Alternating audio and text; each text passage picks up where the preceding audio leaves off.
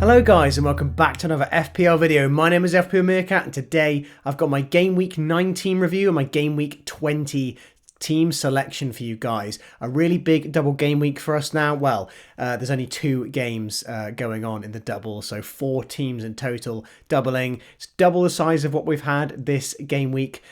So yeah, let's get straight into how the team did in Game Week 19. So here is the team and yeah, another red arrow. Not a very good score for me. Again, 42 points, 152 overall now, and my current rank has gone down considerably to about 1.8 million, losing about 300k ranks, and that was thanks to one man, and his name is Luke Shaw. Everybody brought him in last week. I was really debating on getting him in, swapping out. It would have been for White, so it would have been a net of 8 points there. But yeah, the 15-pointer from Shaw really killed my rank. And of course, Harry Kane as well, getting a massive, massive haul, really putting me firmly in the mud. The team did okay in terms of returns with Trippier, White and Rashford there getting returns. But yeah, I'm looking to put this game week behind me quite quickly.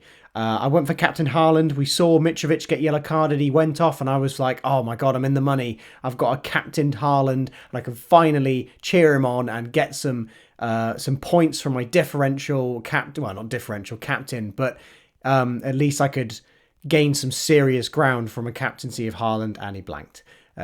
Man City looked far off it, and yeah, they didn't really do anything. There was just the one goal, and yeah, that was it. Really boring match.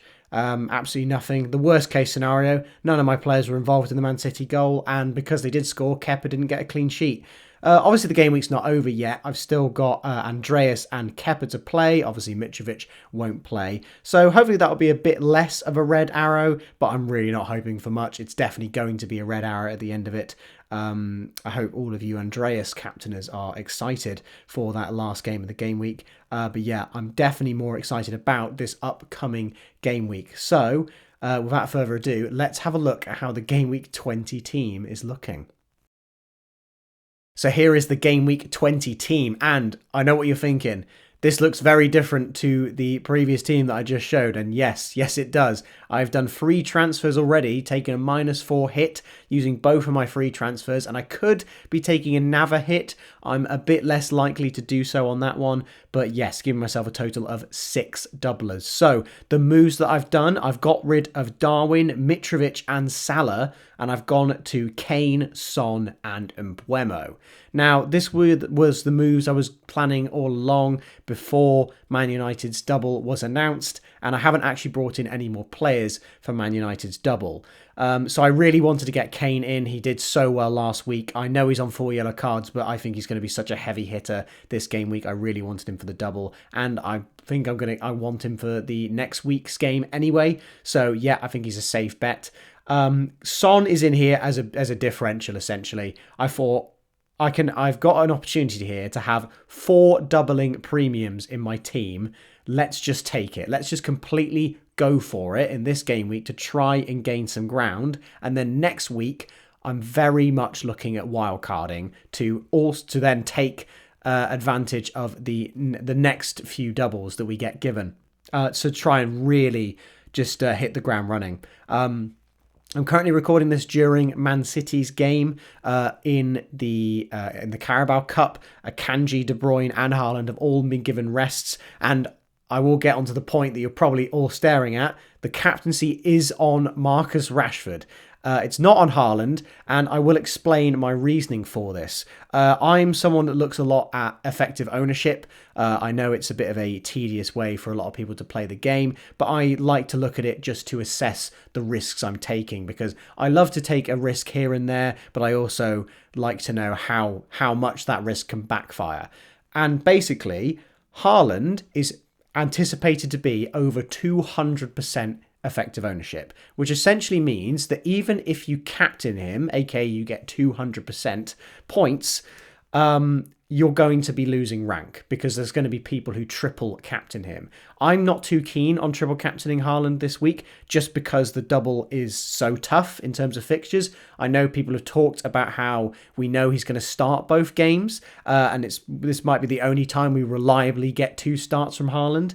I'm just going to bet on that there's a better double in the future for him. So yeah, I just think the fixture a bit too tough to captain him. So therefore, in my head, I thought if I'm not going to gain anything by captaining him, Marcus Rashford is also in everyone's team and is probably also going to be over 100% effective ownership, meaning that if I captained Haaland, it would mean that I'm effectively rooting for both of them to blank, which sounds a bit stupid in terms of watching the games and trying to enjoy the weekend. So I'm going to go a bit different, and I'm going to go for Marcus Rashford and just completely back him. He's in absolutely firing form right now, scoring goals left, right, and centre. I will say this isn't knee-jerk from Charlton. He already had my armband before the Charlton game. I was actually a bit annoyed by the Charlton game because now it's spurred on more people to do it. So it's a bit less of a differential, and people think it's a bit more knee-jerk. But trust me, the armband has been on him for a while.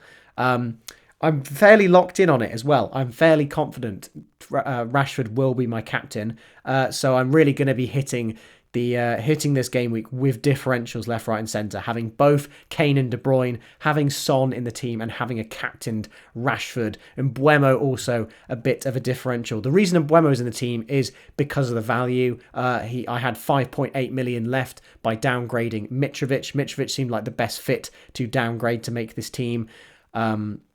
So yeah, making that 1.3 million to get both Son and Kane into the team. I could have gone for Fernandes and Martial. I could have gone for a triple up on the Man United attack. I don't think that would have been a bad idea. I just don't really think Fernandes has the haul potential that Son does. I know Son's been out of form, but I just don't, without penalties, I just don't see Fernandes getting a haul. And Martial, I genuinely don't see him getting past 60 minutes in both games. I think he'll either be benched to one, or there's always a risk of injury or fatigue. He just doesn't really have the legs for it. So I'm just not as interested as I am with how the team currently looks. I was planning on taking another -4 because of the money I have left in the bank. I can't get Luke Shaw in unless I took out Trippier. Let me know if you guys would do that. I'm probably not going to do it, but take a -4 to get rid of Trippier and put Shaw into the team. But I was going to move White to Dalot because they're the same cost. I could have just done the switch there, but he got injured in the midweek game. Very glad I held off on that one. I didn't do that move because it didn't affect the funds with the potential price rises. Neither of them were close to rising or falling. So I was going to wait until that had happened. And yeah, he went off injured. I know it might just be a precaution, but it's too much of a risk for me to take a -4 for him to potentially only play one game. I might also look at swapping out White to Doherty. That might be my other move. Go for triple Spurs, make it 7 doublers. I think I quite like 6. I guess you'd technically say it's 7 because I'm captaining Rashford as well. But yeah, let me know who you guys think I should bench. I think Andreas is definitely staying on the bench because I think Trippier will keep a clean sheet against Fulham. That's why I wanted to get rid of Mitrovic as well. And I want to play Bueno because I think that home fixture against West Ham, I think the Wolves got quite a good chance. Wolves look a lot better in recent games, and West Ham just don't really have the firepower that they used to. So I reckon they can get a clean sheet out of that game. And then I am starting White, but I genuinely think I should be starting Somerville over White. White was mainly in the team so that if I'm going to make another transfer to get another doubler, it will be a defender. But I just don't think there's that high of a chance of that many clean sheets in this double game week. I think Man United can get one against Crystal Palace, but they're playing Man City. Arsenal and Spurs are playing. Man City are also playing Spurs as well. There might be clean sheets in there, but it's going to be very hard to call where the clean sheets go in those ones, I think. But yeah, so it's quite a different team. The defense looks a bit thin. I have got the one doubler Akanji, and he has been rested tonight. But I'm kind of hoping he doesn't keep a clean sheet against Man United. Maybe I'm hoping for a random goal contribution from Akanji. But yeah, he's just kind of there for the vibes. And I will be wildcarding next week, very likely. That's the reason why, by the way, I've got rid of both Darwin and Salah. I know everyone is saying, don't get rid of them yet, because they're doing well in the expected data. They've got potentially a double coming up next game week. Don't worry, they're going to be straight back in again. I haven't lost any value on them. This is basically a 1 week Hail Mary, getting in Son and Kane and just going all in for this game week, wildcarding in the next game week, in game week 21, to buff out my team for the hopeful double game weeks in 21, 22 and 23. To really just make the most of these 4 game weeks, try and get as many points as possible to really raise my rank up. So is it the most sensible move? No, not at all. But I'm wanting to have a bit more fun with fantasy football again, and it's not been fun the last few game weeks, constantly getting red arrows, every decision going against me. So I'm just going to go for more risks again and just really try and, yeah, just have a lot of fun with this. Pick some different players. The stats say Son shouldn't do well. I'm going to back him. I think both Rashford and Son can have some joy against that Man City defence on the counter. I know Man City are a very solid defence, but they do get countered quite a bit in their games, and I think their pace will be an issue for Man City. And it's the North London derby as well for Spurs, so yeah, I'll be rooting for them to get some of the goals in that game. But yeah, it's a fun team on paper. I really like the look of it. Let me know how terrible it is in the comments down below. And let's have a look at who did the best in the mini league for Game Week 19. So for the team of the game week in Game Week 19, I was fully expecting another relatively low score, but no. 80 points with a -8 hit taken, so 72 points overall, was still the highest score in the mini league. Jaques, I'm going to absolutely butcher that, but I think it's Jax.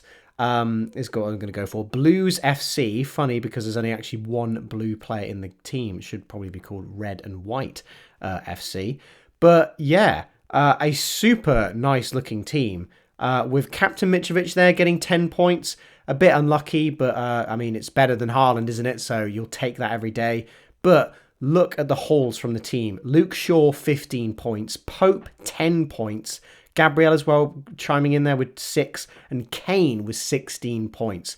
Having both Kane and Shaw in the team, as well as getting Pope as well to build up the points, gives him an insane game week rank of 65k. Absolutely smashed it this week with a huge green arrow, I presume. I am very jealous of everyone who owns Luke Shaw this week. I wish I could get him, but I decided to go for Son instead. I'm just hoping that Man United don't keep their clean sheets, even though their defences look really good. I don't think they'll keep a clean sheet against Man City. I'm just praying that it's not Haaland getting the goals, even though he scored 21 of them already in the league. So yeah, he has only scored 7 though. Only 7 of those have been away from home. He definitely has better home form. I'm more worried about Haaland against Spurs than I am against Man United in terms of getting a big score.